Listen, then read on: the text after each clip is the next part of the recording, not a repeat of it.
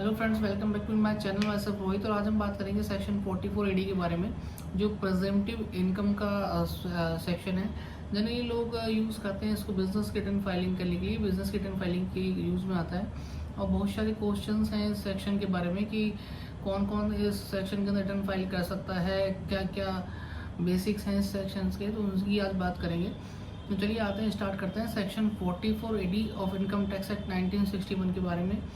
पहली बात करेंगे एलिजिबल एसएससी के बारे में कि कौन कौन लोग जो एसएससी हैं वो इस सेक्शन को यूज़ कर सकते हैं। तो पहला है पर्सन, वो इंडिविजुअल एसएससी आप सभी 44 एडी को यूज़ कर सकते हैं। सेकंड है हमारे पास एचएफ, हिंदू अनडिवाइड फैमिली भी सेक्शन 44 एडी को यूज़ कर सकता है। एक पार्टनरशिप फर्म भी सेक्शन 44 एडी अडॉप्ट कर सकती है, इसमें एलएलपी इंक्लूड नहीं है। तो चलिए उसके बाद बात करते हैं एलिजिबल बिजनेस के बारे में कि कौन कौन से बिजनेस सेक्शन 44 ईडी के अंदर आते हैं। आप सभी बिजनेस के लिए सेक्शन 44 ईडी अडॉप्ट नहीं कर सकते हैं। तो बिजनेस स्टार्ट करते हैं। पहला बिजनेस है हमारे पास जो इंक्लूड नहीं है। इनके अलावा मैं 4 पॉइंट्स के नाम लेना चाहूँगा, उसके अलावा सभी बिजनेस के केस में आप 44 ईडी यूज़ कर सकते हैं। पहला है प्रोफेशन। भाई जितने भी प्रोफेशन हैं आप उन केसेस के अंदर 44 एडी यूज़ नहीं कर सकते। अगर आप प्रोफेशनल हैं तो आप सेक्शन 44 एडी के अंदर रिटर्न फाइल नहीं कर सकते। प्रोफेशन जैसे चार्टर्ड अकाउंटेंट हो गया, वकील हो गए, हमारे एडवोकेट्स हो गए, डॉक्टर्स हो गए, या कोई भी अदर प्रोफेशन, इंजीनियर हो गया, आर्किटेक्ट हो गए, जितने भी प्रोफेशनल लोग हैं वो सेक्शन 44 एडी का यूज़ नहीं कर सकते। सेकेंड है हमारे पास कमीशन।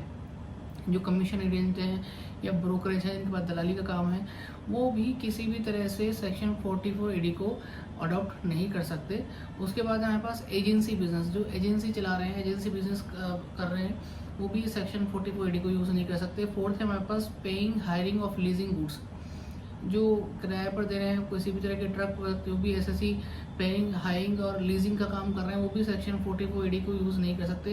जो ट्रक्स हैं ट्रांसपोर्टेशन केस में सेक्शन 44 AE अलग से बनाया गया है, आप उसके अंदर उसको यूज़ कर सकते हैं। तो बात खत्म हो गई हमारे पास कि एलिजिबल बिजनेस कौन कौन से हैं।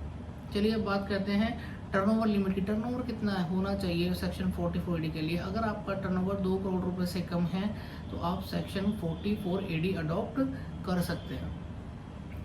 चौथी बात है आपको इनकम कितनी डिक्लेयर करनी पड़ेगी उस केस में।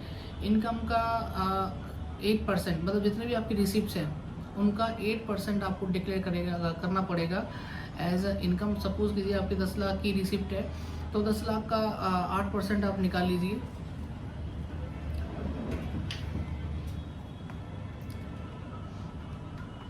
तो 80,000 की आपकी इनकम मानी जाएगी। ठीक है, सपोज कि आपकी 1 करोड़ की इनकम है तो आपकी 1 करोड़ के हिसाब से इनकम हो गई आपकी 8 लाख रुपए, तो आपकी 8 लाख रुपए की इनकम मानी जाएगी अगर ये कैश रिसिप्ट है। तो अगर सारी ट्रांजेक्शन आपकी बैंक से हो रहे हैं तो उस केसेस में आप ग्रॉस रिसिप्ट का 6% डिक्लेयर कर सकते हैं। ये मिनिमम लिमिट है। इट मीन्स कि आपका टर्नओवर 50 लाख है तो करीबन 8% तो आपको शो करना ही पड़ेगा। इससे कम आप 44 एडी में नहीं जा सकते। हाँ, दूसरा, अगर आप इनकम ज़्यादा शो करना चाह रहे हैं 44 एडी में तो 8% से आप ज़्यादा शो कर सकते हैं। ये वॉलंटरी है। मैं आपको मिनिमम लिमिट बता रहा हूँ 44 एडी की कि भाई जितनी इनकम है आपकी ग्रॉस रिसिप्ट है, उस रिसिप्ट से आप कम से कम 8% आपको शो करना पड़ेगा। उसके बाद आता है कंसिक्वेंस। फायदे क्या है सेक्शन 44 एडी के। अब मैं आपको सेक्शन 44 एडी अडॉप्ट करने क्यों लोग अडॉप्ट करते हैं ज़्यादा, उसके फ़ायदे बताने वाला हूँ। पहला फ़ायदा है no need to maintenance books of accounts under section 44 AA। आपको किसी भी तरह के बुक्स ऑफ अकाउंट्स मेंटेन करने की ज़रूरत नहीं है।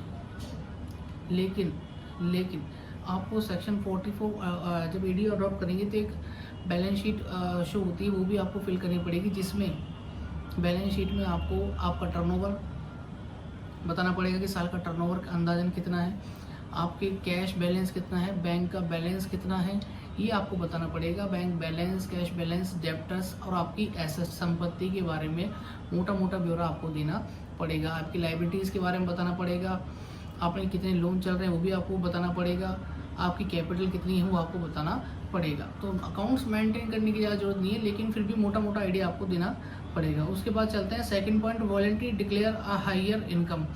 मैंने बता दिया आपको मिनिमम 8% तो आपको शो करना ही पड़ेगा ग्रॉस रिसिप्ट का, उससे ज़्यादा आप शो कर सकते हैं। थर्ड पॉइंट है हमारा डिडक्शन अंडर सेक्शन 30 और 38 deem to be allowed. Section 30 और 38 अलाउड नहीं होंगे डिडक्शंस, क्योंकि आपको ज़्यादातर खर्चे अलाउ हो गए हैं पहले ही। भाई आपकी इनकम का 8% ही काउंट किया जा रहा है, क्योंकि जो बाकी के जो 92% है वो आपके खर्चे में पहले ही काउंट हो गए, तो आपको डिडक्शन किस तरह की अलाउ नहीं है। उसके बाद है हमारे पास no additional deduction of partners remuneration. अगर पार्टनरशिप फर्म इसको यूज़ कर रही है तो पार्टनर्स का जो रेमुनरेशन का जो खर्चा है, अगर वो पार्टनरशिप फर्म कर रही है तो वो डिडक्शन अलग से नहीं ले पाएंगे आप। मतलब पार्टनरशिप फर्म सपोज करिए कि 8% की इनकम डिक्लेयर कर दी उन्होंने, 50 लाख का 8%, ठीक है, 4 लाख उन्होंने शो कर दिया। वो कहते हैं सर मैं तो पार्टनरशिप में रेमुनेशन दिया है, इंटरेस्ट भी दिया है पार्टनर्स को, तो वो उसको आप लेस नहीं कर पाएंगे, उसमें से आपको एटलीस्ट 4 लाख इनकम शो करनी पड़ेगी। उसके बाद है डिसअलाउंस अंडर सेक्शन 40, 40A और 43B नॉट एप्लीकेबल। ये सेक्शन आपको पढ़ने पड़ेंगे। 40, 40A, 43B भी आपको अलाउ नहीं है। Advance tax can be paid 15 मार्च। अगर आपका टैक्स बनता है एडवांस टैक्स आपको 15 मार्च तक फाइल भरना पड़ेगा। तो ये थे कंसिक्वेंस से। अच्छा, सेक्शन 44 ED ऑडिट के केस में कब आता है? देखिए, अगर आपका टर्नओवर 50 लाख है और आप कहते हैं सर मेरी 4 लाख की तो इनकम हुई नहीं, मतलब मेरी 8 लाख की इनकम नहीं हुई है, या तो आप 4 लाख इनकम क्लेम कर लें तो कोई इशू ही नहीं है, आपको 44 एलिजिबल हो जाएगा। ऑडिट का केस कब लग जाएगा आपके ऊपर?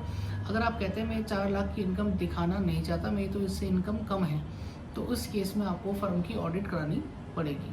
उसके बाद दूसरा केस है हमारे पास, अगर आपका टर्नओवर 2 करोड़ से एक्सीड है, मैक्सिमम टर्नओवर बताया था मैंने सेक्शन 44 ED में, अगर आपका टर्नओवर 2 करोड़ से एक्सीड है तो उस केस में भी आप ऑडिट के लिए मैंडेटरी है, आपको ऑडिट करनी पड़ेगी। सेक्शन 44 ED आप अडॉप्ट नहीं कर पाएंगे। उसके बाद है हमारे पास एडिशनल कंसिक्वेंस एक और है ऑडिट का। अगर आप 44 ED यूज सेक्शन में रिटर्न फाइल कर रहे हैं प्रीवियस कुछ सालों से, और उसके बाद अगर आप नॉर्मल बिजनेस की तरह रिटर्न फाइल करना स्टार्ट कर देते हैं तो उसके बाद अगले 5 सालों तक आप 44 ED को यूज़ नहीं कर पाएंगे।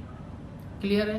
तो अगर आप 44 ED यूज़ नहीं कर पाएंगे और आपका टर्नओवर ज़्यादा है, आपको ऑडिट करानी पड़ेगी, आप नॉर्मल बिजनेस की तरह रिटर्न फाइल कर सकते हैं। तो ये सेक्शन 44 ED था हमारा उन लोगों के लिए जो स्मॉल एंटिटीज़ है, स्मॉल बिजनेस के लिए काम कर रहे हैं, स्मॉल बिजनेस चला रहे हैं, जिनका टर्नओवर 2 करोड़ रुपए से कम है और जो ज़्यादा अकाउंट्स मेंटेन करना नहीं चाहते, वो आप सेक्शन 44 ED का रिटर्न फाइल कर सकते हैं। कोई खाते मेंटेन करने की ज़्यादा आवश्यकता नहीं है, लेकिन मोटा मोटा अंदाजा आपको अपने फर्म का होना चाहिए, अपने बिजनेस का होना चाहिए।